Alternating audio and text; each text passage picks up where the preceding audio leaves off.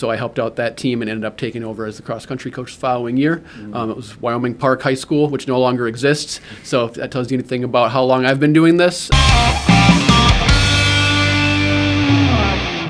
Hello, everyone. Welcome back to another episode of Warrior Weekly. I'm Brady Beedon. To my left, Kevin Brechmacher. And not a lot went on, at least throughout the university last week. A lot going on this week, but let's talk about the lead basketball.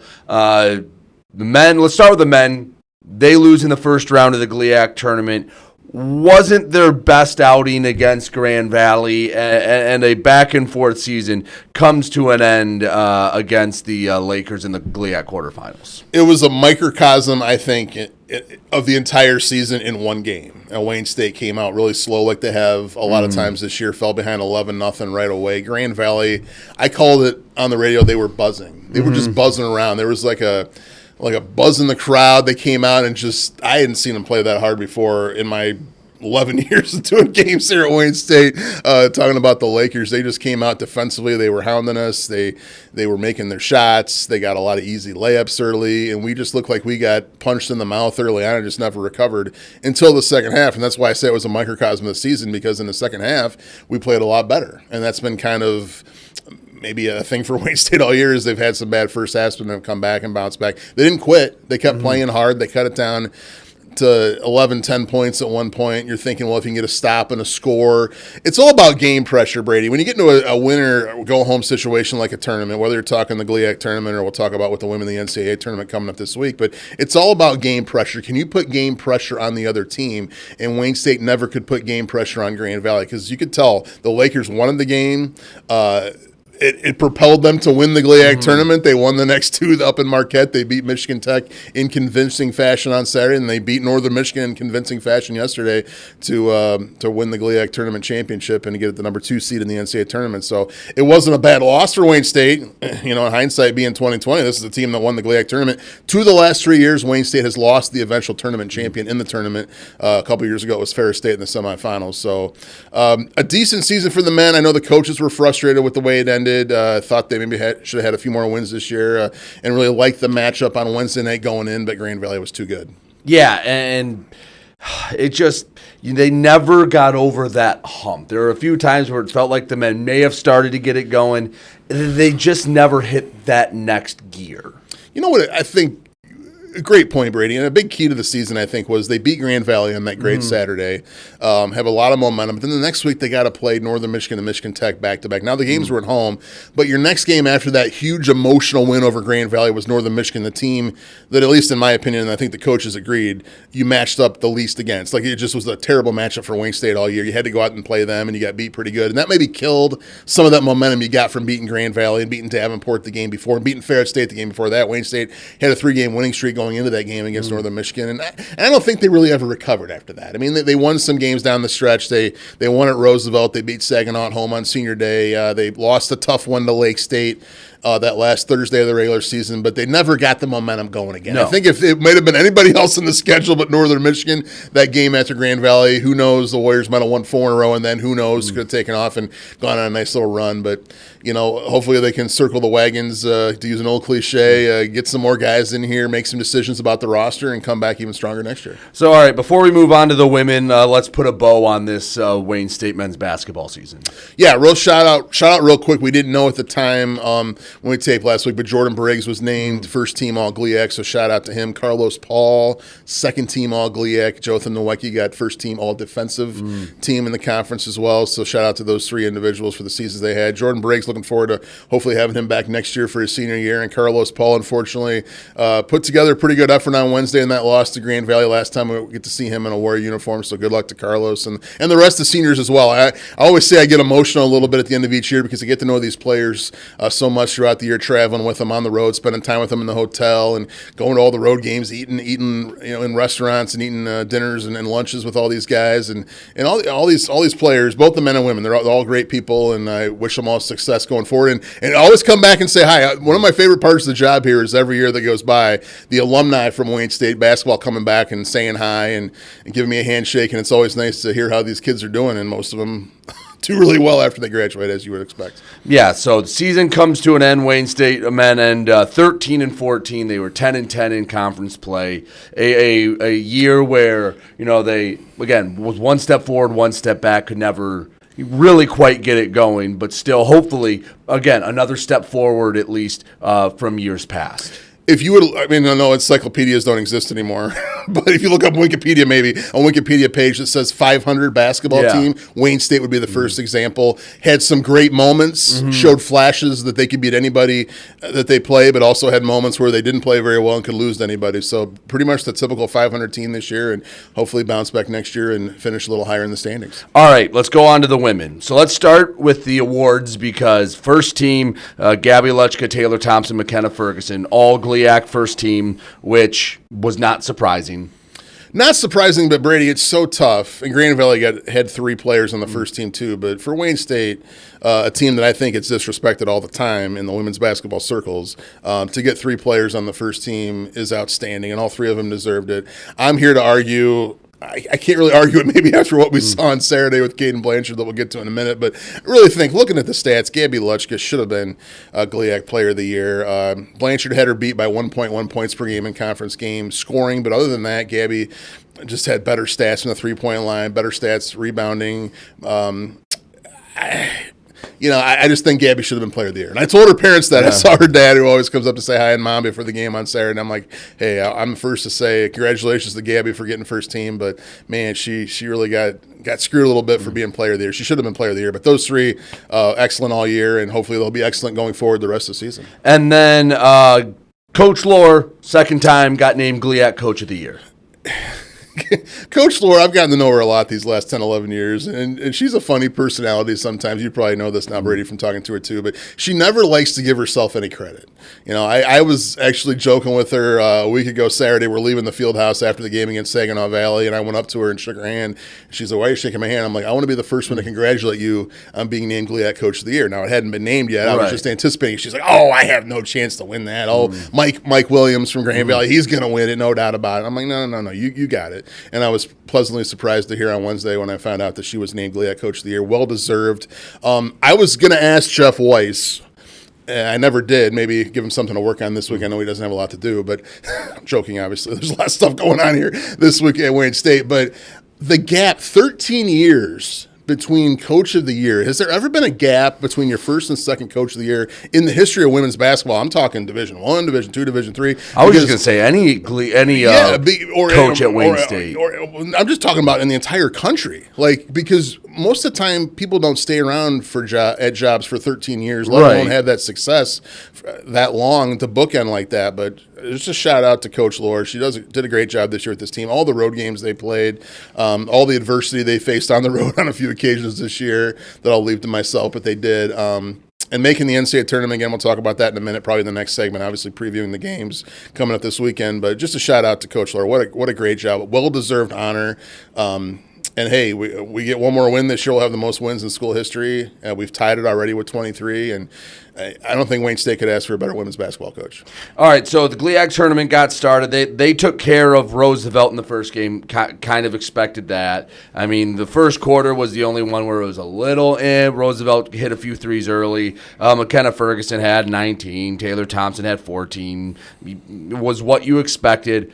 And then in the semifinal, they came up against Ferris State, and if Ferris State shoots like that, nobody in the country is going to beat them. No, it was just you ran into a red-hot buzzsaw, and, I mean, you were there, Kevin, but, sometimes it's just not your day. It was not the Warriors' day. They scored 86 and still lost by darn near 20 points. I don't know if there's anything offensively extra that Wayne State could have done. I thought they played a really good offensive game, but they were playing uphill from the get-go. It was funny because the first possession of the game, we win the tip. We go down. Gabby does a backcourt cut, easy layup like 10 seconds into the game, and I'm thinking to myself, ooh, this might be easy today. Ooh, we got their number. How stupid am I? That was 10 seconds into the game. Ferris State goes down, and they just start hitting 3 after 3 after 3 after 3. And it just got to the point, I know I say man oh man a lot on the broadcast when I just can't believe something's going on. If you were playing a drinking game listening to my broadcast on Saturday, you probably would have been hammered out of your mind for how many times I said that. But it was just how I was thinking. I mean, you couldn't stop them. They were hitting threes from 5-6 feet behind the 3-point line. And then when they weren't hitting threes, they were going inside to Maya Hiram, who had a great game as well. And it was interesting. Gabby Lutschke hits a three with about 5 seconds to go in the third quarter to cut to 9. Mm-hmm. And at that point, Wayne State, in my opinion, had all the momentum going. They were making a run there at the end of the third quarter, cut it down to single digits for the first time since early in the first quarter. And Ferris State goes down, and Caden Blanchard hits a three at the buzzer to put them up 12 going to the fourth quarter. And in the overall retrospective things, you lose by the margin. Wayne State lost. You're like, oh, well, who cares about that shot? But that shot, Brady, totally switched the momentum back to Ferris State. They went on a run. I don't know when the first time, I should have looked it up before I came in here today, but the first time we actually stopped them defensively in the fourth quarter, because we got the ball to start the fourth quarter. We scored. Ferris State got the ball back. They scored. And it was just us score. They score. Us score. They score. Us score. They score. And, okay, great. Our offense is great. But when you're down, 10, 12 points, you can't afford to trade baskets in the fourth quarter. And I don't think we got to stop in the fourth quarter until about the 2-minute mark when they had pulled their starters and put their subs in the game. So sometimes you just tip your hat to the other team and say, hey, great job. They made 20 of 37 from downtown. They made 23s. We got outscored by 33. 7 different players hit a 7 three. different players. We got outscored by 33 points on the 3-point line, and we're the second best 3-point shooting team in the league. The first best 3-point shooting team in the league is Northern Michigan. That's who Wayne State plays on Friday night in the NCAA tournament. We'll wait till the next segment to talk about that. But Wayne State they've got to defend the 3-point line. If they're going to keep playing and extend their season after Friday, they've got to defend the 3-point line better. But Brady, I'll tell you what, it was unbelievable to see. Kirk Westendorp, the head coach of Ferris State, had this little sly grin in his face pretty much the entire game because he knew that it's like, I don't know what I'm watching here, but I'm not going to say anything or coach anything extra here to screw this up because we just can't miss.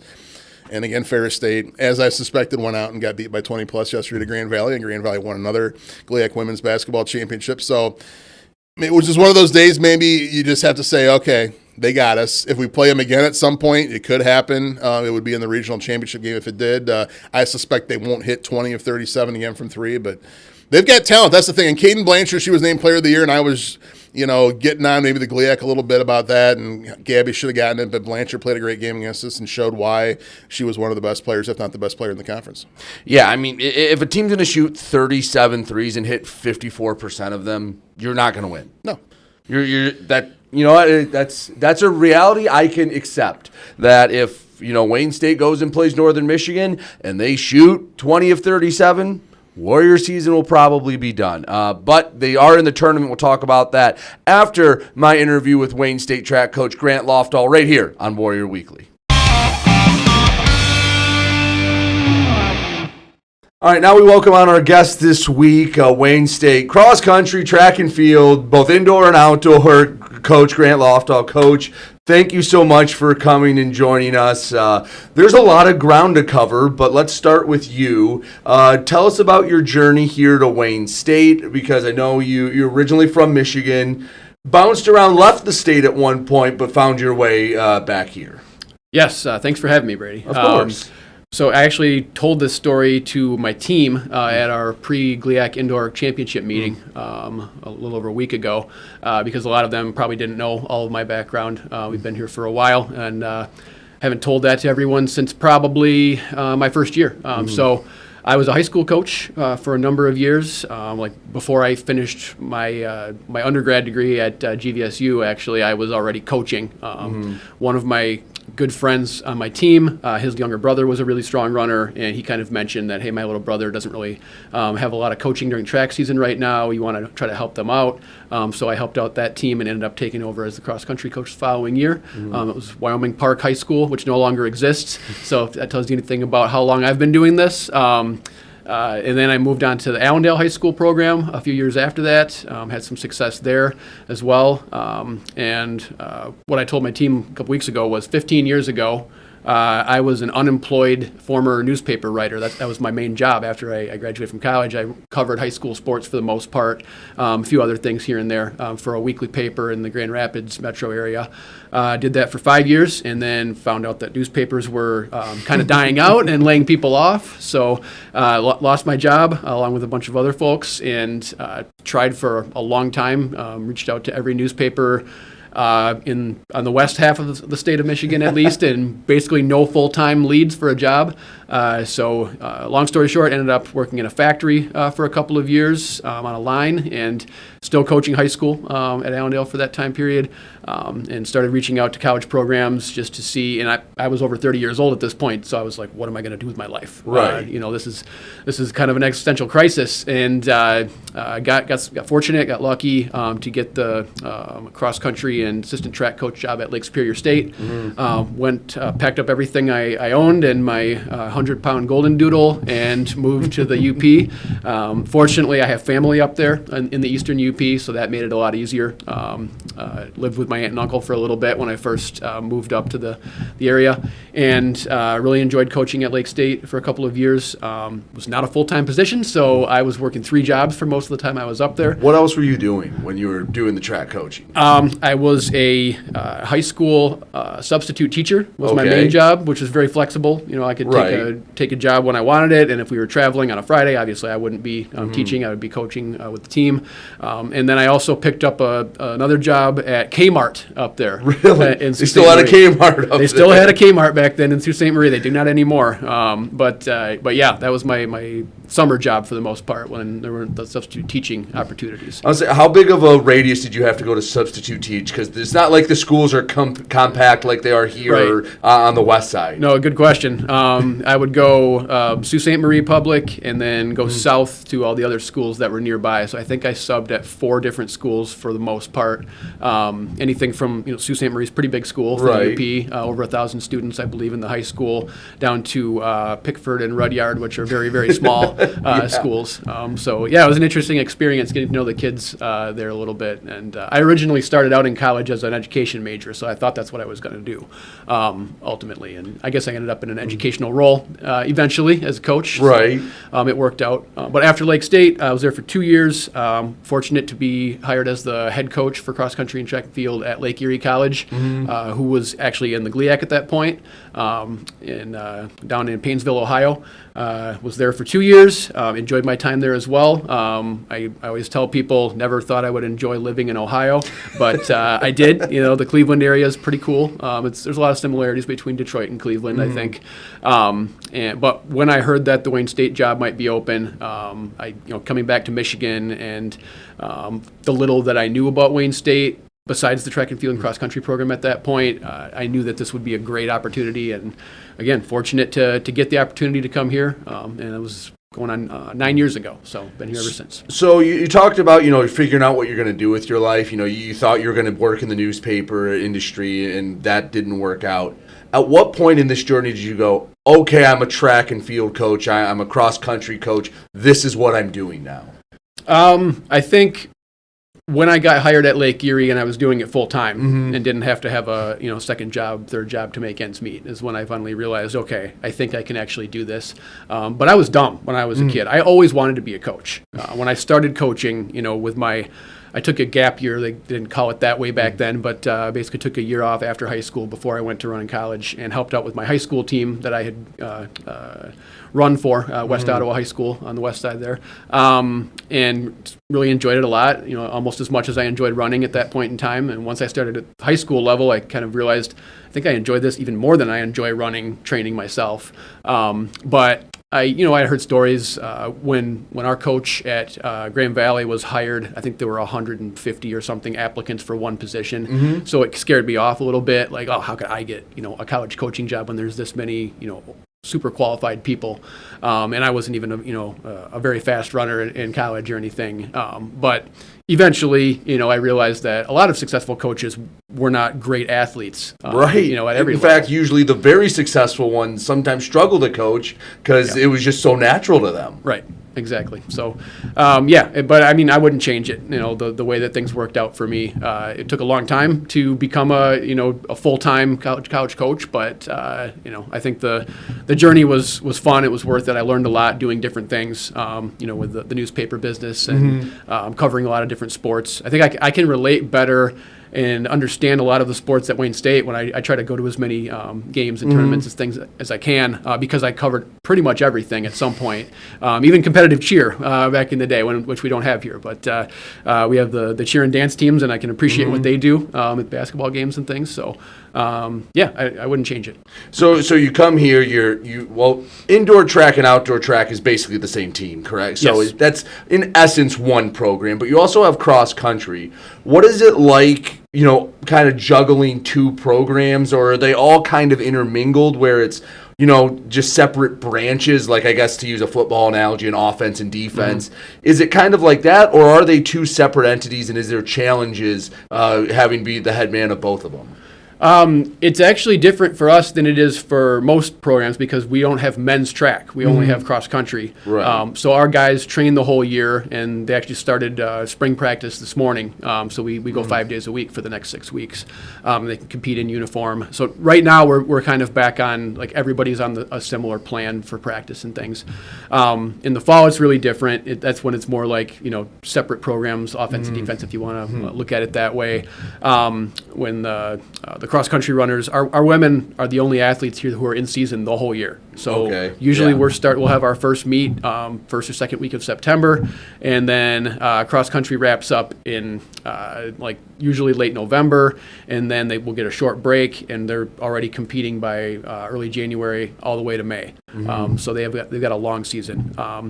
But with our program being cross country only on the men's side, it is a little bit different. It's a little bit more juggling because the guys have more limitations on what we can do with training and things in the winter semester. They still do everything that they're supposed to do, but a lot of it's on your own. It's self-directed. Where the women, like I said, are just it's intense the whole year, and we're competing throughout the year. So it is a balancing act at times, and it was an adjustment for me coming from previous programs that had a full, men's and women's track and field and cross country program. It's definitely a little bit different. So I'm sure you get this question a lot, and I talked about this when we talked swimming on the program, but, I think a lot of people, when they think of coaches, they think of tactical, strategy, how do you, substitutions, how do you draw up certain things? Obviously, in cross country and in track, you don't have those. It's, hey, I'm trying to get the most out of it. What is the biggest role for you as a coach in track or in cross country to try to get the most out of your athlete? And what is the role of a coach, whether it's you or just at any program? We actually do still use a decent amount of strategy on the distance side and the cross country side of things. And, even on the sprint side of things too. And our multi-event athletes, there's some strategy that comes into play. Right. When they have to do a bunch of different events. So, but like you said, it's different. I can't call timeout in the middle of a cross-country race. I can give my athletes encouragement and, maybe yell, hey, back it off a little bit, or let's get up with your teammates that are just up ahead. Whether they're going to hear me or not, you never know. It's tough sometimes, especially the bigger meet that you're at, the tougher it is to make sure the athletes are listening. So it's more of a focus on preparing them as well as we possibly can before the gun goes off or before they get on the runway as a jumper in the circle, as a thrower. They've got to be prepared ahead of time to do what they need to do when they're actually competing. So that's our biggest role. So we spend an awful lot of time at practice, day to day, week to week, throughout the year. Talking about the mental side of things, obviously, doing key workouts and explaining how this workout is going to factor into your next meet and prepare you for the next race. And we've also got a lot of athletes who do different events. We don't pencil somebody in for the most part. You're a 100-meter dash runner, so that's the only thing you're going to race. No, you're going to run other events for sure. You might be in a 4x1 relay, a 4x400-meter relay. You might try long jump. If you're a distance runner, you're not just going to run the steeplechase. You're also probably going to run the 5K at some point, or the 1,500 meters. So it's preparing athletes for a variety of different competitions and experiences and things. And there's a lot that goes into it. I have a great coaching staff, so I'm thankful for them. Right, a lot. Similar, but a little bit different. On that same note, people hear the indoor track season and the outdoor track season. What is the biggest difference between the two? Weather, I would say, is the biggest difference. Yeah, because ironically, the winter, you're climate controlled. Yes. You know it's going to be 66 and low humidity. Yeah, for sure. And people ask me a lot, what's your favorite season and what's your favorite sport and that kind of thing. And I have a hard time picking what my favorite is. But Coach Miller, Nate Miller, is our associate head coach. He works with sprints, jumps, hurdles, multis. We disagree a little bit. He likes indoor the best. And I'll take outdoor over indoor. I'm a distance person, so I don't mind being out in the elements a little bit. Right. And he likes the climate control, not having to worry about what's going on with the wind and all that kind of stuff. We love all three seasons, cross country, indoor and outdoor as coaches, but they're all different challenges for sure. And indoors, there are some nice things about indoor track for sure. We don't have to worry about what the weather's going to do to us. Where being in Michigan, we go south a lot. If you look at our schedule for outdoor track, we have to travel quite a bit and travel south quite a bit to get to warmer weather conditions and more favorable for our athletes to compete at a high level. So that's a huge difference. And the events are different too. There are more events during outdoor track. There are some events that you couldn't do on the indoor track, like javelin, hammer throw, steeplechase would be pretty tough. It's very similar in a lot of ways, but then it's also different because you get outside and there's more possibilities for what we can do athletically. What is some of the worst or most trying conditions, I guess I'll say, that you've ever done an outdoor track meet in? I definitely can think back to a meet a few years ago at Cedarville, which has been our opener quite a few times. Cedarville Invite, it's 4 hours almost straight south, so we've been really, really lucky with the weather some years going there. We'll get 65 and sunny with a tailwind for the sprinters. Right. 2 years ago we had those conditions, but 3 or 4 years ago I took a small group of long-distance runners down to Raleigh Relays in North Carolina at NC State, and we had pretty good weather. It was nice down there, and on the way back, we went right past Cedarville. So I planned it out. We were going to stop at the Cedarville meet and watch the rest of the team compete, get your easy recovery run in for our runners who were done. And I think when we left Raleigh, it might have been 75 degrees already in the morning. And all right, so you're thinking this is beautiful. Yeah. And then as we drove, I drove the whole way. The wind picked up and picked up and picked up, and the weather, you could see the temperature dropping on the dashboard. And I think we arrived at Cedarville maybe 3 or 4 o'clock, and it was 35 mile per hour sustained wind, and the air temp was about 35 degrees. And that's what the rest of the team had been experiencing for the whole day. So real challenging conditions that day. The coaches tried to pitch it as we got a lot tougher today. Yeah. And I think we did, but at the same time, it's tough to accomplish a whole lot. But then the coaches get in the car and they just go, "Are you kidding me?" Right. It was rough. So there's also been a year or two in the past where we had a meet early on our schedule in the Midwest and saw the forecast a few days out and said, we're going to pull out of that meet and wait till next week to open up. So you have to be smart. So what are some challenges that maybe the average person or the casual fan that doesn't maybe follow track or was never a runner doesn't understand that challenges that runners or sprinters might have in track and field? I think facilities can be a challenge. There aren't a lot of programs that have a super nice outdoor facility and a super nice indoor track facility and a super nice weight room and all those things. So you have to improvise a little bit. We definitely do with indoor season.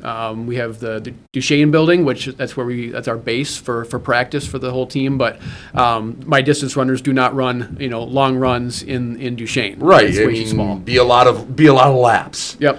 So outdoors in the winter, that's a big challenge for the long distance group and the mid distance group. Is we're doing a majority of our mileage outside still, and this winter was very challenging. This was a very wet winter. Yes, very cold at times and a lot of snow relatively to what we had the last few years. So fortunately at Wayne State we have Mort Harris fitness and recreation facility when we need to use it, and lots of treadmills over there and stationary bikes and things. So I think we probably use Mort Harris met for practice there more than we ever have in one winter this year for the cross country distance team. We were there a lot, and those treadmills are amazing. They go fast enough that you can do the fastest like strides, we call them, that you need to do for the athletes. So shout out to Mort Harris and Rob over there. So with that leads me down an interesting point is like, okay, so treadmills, like obviously you can control things. You can say, hey, I want you to go X miles per hour, and you can kind of control the situation.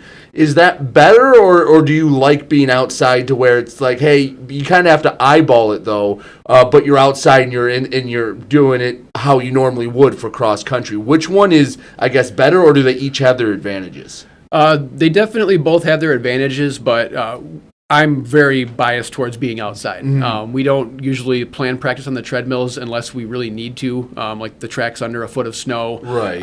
And, maybe the roads have been kind of icy for the last few days, getting some freezing and thawing and stuff, and we know it's going to be icy spots, so we don't want people wiping out when they're trying to run a hard workout.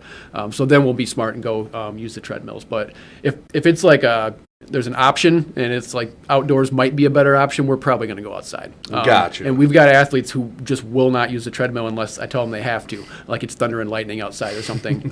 They just can't stand it. And I'm kind of in that boat too as a coach. I'm not a treadmill running fan. Gotcha. So it's kind of like, I guess, for baseball or golf, where like you can go inside and have all that data in there, but you're inside and you're hitting in a cage or you're hitting into a net. Right. Kind of the same idea with running on a treadmill. Basically, yeah, it's not quite the same. It changes your stride a little bit, and we even have to tell people, like, don't use the treadmill too much. Like our men's cross country runners, we only have 3 days of official like training with the coaches, 8 hours a week during the winter, and so I had to tell them a couple of times. A couple of the guys would be on the treadmill like 3 or 4 days a week, and I said, just be careful. Don't, if you have the option, go outside. Maybe wait till the weather's a little nicer in the afternoon, because you can get an overuse injury. You can get overuse injuries in running already. That's a very common thing if you're training really hard. But treadmill, if you're not used to it, it's just a different stimulus. It's almost like if you are used to training on pavement all the time and flat surfaces like we have in Detroit, right. And then you suddenly switch to very hilly surfaces and uneven grass and trails like cross country course material, and then you get an injury within a couple of weeks because it's a completely different training stimulus. Gotcha. All right, so as we wrap this up, I do have to ask about the teams this year. Obviously, cross country back in the fall, and you just finished up the indoor track season. I know the indoor track season, you had some solid finishes in the GLIAC. You set some school records. I want to talk about those a little bit in a few different events. Yeah, we had a great GLIAC meet. It was a challenging season overall. I keep telling people I think we had the highest rate of illness I've ever seen on a team. The coaching staff, it was 100%. We all got sick at some point, and not just a little cold. And a lot, probably 80+% of our athletes had flu or something. Just one of those years? It was just one of those years with illnesses. But by the time we got to the GLIAC meet, we were relatively healthy. We were feeling a lot better. Things came together. The athletes did an awesome job. We had a couple of school records over the course of the season. At the GLIAC meet, let's see, Avery Wilson broke her school record. I think she's broken it 3 or 4 times total now in the indoor 400 meters. So she's clearly our best 400-meter runner that Wayne State's had in the history of the program. I'd say that's a safe bet. Yeah, and she's been an awesome leader for us, team captain as well. And the 4x400, she was on that relay as well, which broke the school record at the end of the meet. Our distance medley narrowly missed breaking the school record at the end of the first day by, I think, less than a second. But we did get the win, our first ever GLIAC title in the DMR. I had to explain to a lot of people outside the team what the DMR was. I was just going to say, because that is not one of the events that people are familiar with. Yeah. It's basically a mismatch of every distance, isn't it? Yeah. Yeah, you have a 1,200-meter leg, which is a distance that we never run, an open 1,200. And it's either a mile or 800-meter person who runs that leg. And then a 400, so you have a sprinter typically on the relay. Right. And then an 800-meter leg, and then a 1,600, which is basically a mile for the last leg. So it's one of my favorite events. I love the DMR. And I've turned over the coaching the last couple of years of the mid-distance group to Coach Sam Miller, and she's done a great job with that group. So I can't take the credit for that DMR winning the GLIAC meet. And that was a photo finish too, wasn't it? It was. I mean, so that's basically quick math. That's over almost 3 miles, right, of total running, and it was within like a half a second, if I remember correctly. Like it was literally a photo finish. Yes, somebody got a great photo, I believe from our staff, might have been Saginaw staff, of like straight on from the finish of Emily Gordon and the Grand Valley runner coming across the line. And with a couple laps to go, there were 4 teams together in contention with the last leg, which is pretty rare at the GLIAC meet with 3 podium spots. So eventually a couple other teams dropped off a little bit at the end, and Emily had the best kick, which is not unusual for her. She's our school record holder in the 800. And the mile as well. So we felt pretty good with, I think, 1 lap to go that she would have a shot of getting it done. But then the gal from Grand Valley came up late in the race and pushed her all the way to the line. So it was very exciting. And then we were talking about this before we started recording, but there's not really the break between indoor and outdoor. Luckily, you've had a little bit of nicer weather this last little bit to get outside, but you guys are now just prepping straight for the outdoor track season. Yes, we're rolling right into it. We had most of the team, basically all the team, I think, was outside this morning, which for, what is it, March 9th? That's pretty good for us to get outside that early with the throwers and the sprinters and the hurdlers, jumpers. But we're enjoying it while it lasts, and then we'll take a real short break for spring break. Athletes will all still have their training plans, and it's not a spring break like a training break. It's like we give you guys 5 days. We're going to come right back in the second half of our spring break period and get into some team building and training again. But yeah, there's not a lot of downtime or off season for us. I always say the off season for track coaches and cross country coaches is July. You get a month. Yeah. You get a month. All right, and when's the first meet for you guys? First meet competition is a little bit less than 3 weeks. All right. So we'll most of the team will go to Cedarville meet that I mentioned earlier, and fingers crossed on the weather when we head down there. Not 35 and 30 mile an hour winds. We hope not. And then we're taking some of our distance runners and some of the men's cross country team as well to Washington University in St. Louis. Really competitive meet down there to open up. So we're getting excited, and it's going to go by fast. Outdoor season always goes by very fast. Hey, you don't have a lot of time till the end of the school year at that point. True. So quite literally, it's a sprint. So, Coach, I appreciate it. Good luck this year, and I know you'll be around a lot, and we'll talk again soon. Sounds good. Thanks, Brady. Appreciate it. All right, welcome back, Warrior Weekly, as we go on looking ahead. But first, do have to mention fencing did have their regionals, both men and women. Had some top finishers in both. In the women's side, Rekha Galfalvi finished 3rd in the women's epee, which is the highest individual finish for any women's fencer we've had at regionals in 9 years. Ludovica Mancini finished 5th in the women's foil, and Annabella Quiro Gonzalez finished 4th in that same event. Aid Maroof finished 4th in the men's saber. So, congrats to all those finishes in the men's events. Everything going on before we talk about the women's basketball tournament, because spring sports are starting to hit a groove here. Softball will have been played by the time this is recorded. It was moved. The game against Oakland was moved from Saturday to Monday. They go down to Florida starting this weekend, so we'll really get a better feel of what they are. Baseball is starting this week. They're playing Monday, or started Monday through Saturday, 1 game a day. We kind of said this is the last of the early season to really get a feel for them. Men's golf is down in South Carolina this week. They'll get some things going. Swimming and diving nationals started with diving pre-qualifications this week. So yeah, this is the heart of a crossover season. Men's and women's tennis are down in Florida playing. The men will play 6, the women will play 4 matches. And I think that's about it. Women's golf and outdoor track will start later in the month. Did I miss any sports here? I think I got everything that Jeff Weiss told me about. Yeah, no, I think you got it all. I got the email as well. I think you covered everything. Good job, Brady. You got everything covered there. Good luck to the baseball team down in Florida this week. They're going to be playing some really good competition, so I think it's going to be a nice little measuring stick for the Warriors before they come back up north. Hopefully they play those games against Ohio Dominican next week, but temperatures look like they're going to be in the high 20s early next week, so we'll see if we can play those games or not. But they'll be down in the Orlando area playing those 6 games, so good luck to the baseball team. The golf team in South Carolina, I know Coach Horn had talked to me at halftime of one of the basketball games earlier this year, about looking forward to heading down to South Carolina the second week of March to get their season season going. Women's tennis, men's tennis down in Florida as well. It feels like a Florida day out here today, Brady. It's going to be 67 degrees and sunny. So later in the week it won't. So it's good those teams are down there playing in the nice warm weather before they come back up to the cold next week and get their seasons really going. And softball as well.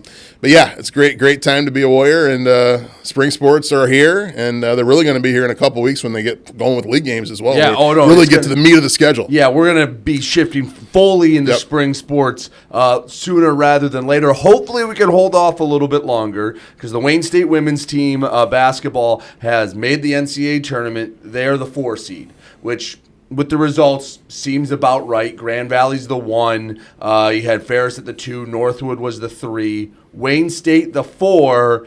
And this seems like it's the year of the rubber match because they had the 3rd game against Ferris. Now they're going to have a 3rd game against Northern Michigan. And should they win, they will in all likelihood get a rubber match against Grand Valley. Yeah, I can't wait. I can't wait to get over there Thursday and get ready, start prepping for the game, and watch all those games on Friday. Should be very interesting. I was calling for the last couple weeks that we'll see a repeat of the GLIAC semifinals and the regional semifinals as well. That can't happen, obviously, with the way the bracketing turned out. I would have. I know you have to follow your protocols, and Erica Wallace does a great job with the committee, no doubt about it. And they definitely stuck to their protocols more than I think they did for the men's side. We can maybe glance at a little bit here in a minute, but it would have been nice to see Wayne State playing someone else other than Northern Michigan in the first round.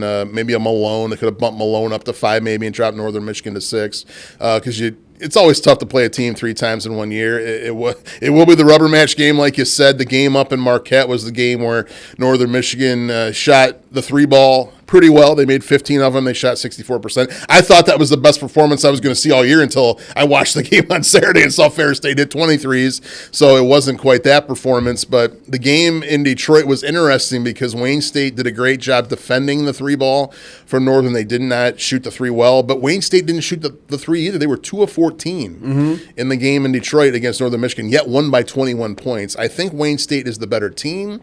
I think right now they're playing a little better than Northern Michigan. Northern Michigan has struggled a little bit. We were there before tip-off on Saturday to watch Northern play Grand Valley. With about 3 minutes to go in the second quarter, it was tied at 22. And we're all like, oh, okay, well, maybe they might be their day. But after that, Grand Valley hit the accelerator, won 66-38. Northern Michigan only scored 16 points in the final 23 minutes of the game. I didn't understand what their game plan was against Grand Valley because they passed up a ton, and I'm talking about a ton of open shots. They would run the shot clock down. I think what they were trying to do was limit possession, slow the game down, make Grand Valley beat them in a grind them out game. But they passed up so many shots. J.C. Weisbrod, the all-GLIAC performer for Northern, who's their best player, was 0 for 13 from the field against Grand Valley. Didn't score any points. Don't expect her to do that again against us on Friday. But I like the matchup in respect that I think Wayne State's playing better. Northern Michigan has trouble defending on the interior, and Wayne State and Taylor Thompson's been able to expose that. Taylor had great games against Northern Michigan both times. The baseball girl from Grand Valley had a great game against Northern Michigan on Saturday. Wayne State's the more athletic team. The only thing I will say is Northern Michigan is the only team statistically wise who's a better 3-point shooting team than Wayne State, and when they're making their threes, they're tough to beat, as we saw up in Marquette in the middle of January. So it's going to come down to the 3-point line. I think Wayne State, it might have been good they lost the way they did against Ferris State in the GLIAC semifinals because maybe they'll learn their lesson. And, hey, we've got to defend the 3-point line. There's a lot of similarities kind of between Ferris State and Northern Michigan. I think Ferris State's the much better team, as they've showed. They beat them both times they played this year. But Northern Michigan has a lot of the same characteristics. They like to shoot a lot of threes. They've got one really good player and a couple. And then the newcomer girl is really good as well. She was 6 of 7 from 3 up in Marquette and 3 of 4 against us at home. So if I'm doing my math correctly, she's like 9 of 11 or 9 of 12 from 3 against us in both games this year. So we got to contain her. But I like the matchup. I really do. I think Wayne State's going to kind of use that chip on their shoulder from getting beat in the GLIAC semifinals to come out and play well, and then who knows if they win, it'll probably be Grand Valley, and I can't wait for that matchup either. Northern Michigan scares the heck out of me because when you didn't see them play on Saturday. I know, but because their ceiling is so high. And you even talked to Carrie Lohr about the matchup up in Marquette that, yeah, they gave up some open looks, but it wasn't that they played necessarily poorly. And anytime you play against a team that chucks threes, sometimes it's just out of your control. And that's the part that scares me, that And the pendulum swung so far one way up in Marquette, and it went so far the other direction of the game at the field house. We're going to find a middle ground, and any time, it doesn't matter if it was a 1-8 matchup, but any team in March that shoots threes a lot can be scary. Now you can get the opposite where they can't hit anything and you cruise by 30, and hopefully that's the case. Northern worries me. Not anything that I'm worried that Wayne State can or can't do, or it just anytime you play a team that likes to shoot threes, it is terrifying because a couple girls get hot from downtown and you just kind of have to throw your hands up. I got seduced a little bit with Northern Michigan from watching them play us the first time and hitting all those threes. Yes. I think maybe that's where your worry is coming from a little bit. Obviously, they're a great team. Any team that makes the NCAA tournament's a good team. The GLIAC has 4 of the best, in my opinion, 10 teams in the entire country, and Northern Michigan's one of those. We're one of them as well. Here's one stat, Brady, that might put your mind at ease. I did some digging in on records once the matchup was announced. By the way, I watched the selection show last night on NCAA.com, and the lady who was hosting the show, give a shout out to her because she had a stat or some tidbit from every single one of the 64 teams that were announced for the bracket. That's hard to do in a compacted 20-minute show, basically, which what it was. So shout out, I forget her name, but did a great job hosting. But here's a stat for you. Grand Valley, Ferris State, Wayne State, Northern Michigan, 4 best teams, probably in the region, but obviously in the GLIAC. Grand Valley, when they played each other this year, those 4 teams, when they played each other, Grand Valley's 7-1. They're only lost to us. Ferris State's now 4-4. Wayne State 3-4. And Northern Michigan is 1-6, and the only win they had against the 4 best teams in the league was that game when they shot the lights out against us. So that puts my mind at ease a little bit that we have played better against better competition than Northern Michigan has this year. But again, you roll the ball out there in the court. It's 40 minutes on the clock. Friday night, 7:30. You have to wait around all day to play the game. You're going to be watching 3 games before it, and who knows? Like you said, if Northern's making their threes and shoot like Ferris State did on Saturday, it's going to be a quick exit. But if they don't, I think Wayne State can win. Again, should they win, they would play either Grand Valley or Maryville out of Missouri. Other half of the bracket, Ferris was the 2 seed. They play Missouri St. Louis the 7. They'll match up with Northwood or Malone, which is the 3-6 matchup, which is a rematch of the GMAC championship game. And that's another reason I said they should have manipulated the bracket just a little bit, maybe, because you're getting a rematch from a game that was played 6 days before the tournament game. That's, you never like to see that either. But I understand there's protocols you have to follow, and the committee does a great job. But I would have liked to see maybe Malone at 5, Wayne State Malone, not for a matchup reason, just for variety. Playing somebody else, and then Northwood maybe playing Northern Michigan instead of having a rematch from the GMAC championship game we just saw on Saturday. So again, Friday at 7:30 is the first game.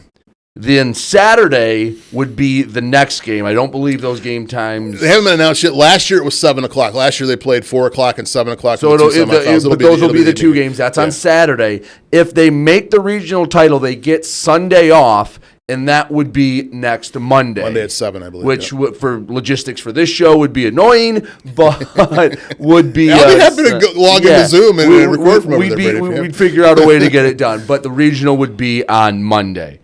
Anything else on this on the national tournament for the women's team? No, second straight year they've made it. Second straight year they made it. Second straight year they've been the 4 seed. Second straight year they played the primetime game on Friday night. If you can't make it out, make sure you tune in on the Warrior Sports Network. We'll have the coverage for you. I got a lot of great feedback from the game on Saturday. A lot of people listening, so make sure you tune in and listen to the Lady Warriors. Hopefully make a nice run here. And again, they've had a season like no other. I mean, one more win, they'll have the most wins in the history of the program, so hopefully they can keep it going. It'd be nice to see them get the win and then just get another shot at Grand Valley. Grand Valley this year, Brady, I'm just going to throw this out there. I don't want to look ahead because obviously Northern Michigan is a great team. It's going to be a tough game to win. Grand Valley has beaten everybody they played this year. Besides Wayne State. Wayne State's the only team that beat them, but everybody else they played, they've beaten by double digits. They haven't lost a game by less than 10 points all year. Or they haven't won a game by less than 10 points all year. The only game they've won by less than 10 points was the 1-point win over Wayne State. So Wayne State's beaten Grand Valley, and they lost to Grand Valley by 1. I love the matchup with the Lakers. I know the Lakers don't want to play Wayne State. They didn't want to play them in the GLIAC Championship game either. I know that for a fact. So they'll be Northern Michigan fans if they win their game on Friday night because they don't want any part of Wayne State because Wayne State does match up very well with Grand Valley because they're the only team in the conference that can really match them athletically on the defensive side of the ball. I would love to see that game. But again, This is the tournament. You have to take each game one game at a time. You got to take care of business against Northern Michigan. If you do, let's go. Game on Saturday night, primetime game. There'll be a big crowd there like there was last year, and go Warriors. All right, sounds like a good time. Hopefully we are talking about a regional title Yes. again. Baseball, softball, golf, tennis, all that in action down in much warmer states. Talk about all that and more next week on Warrior Weekly.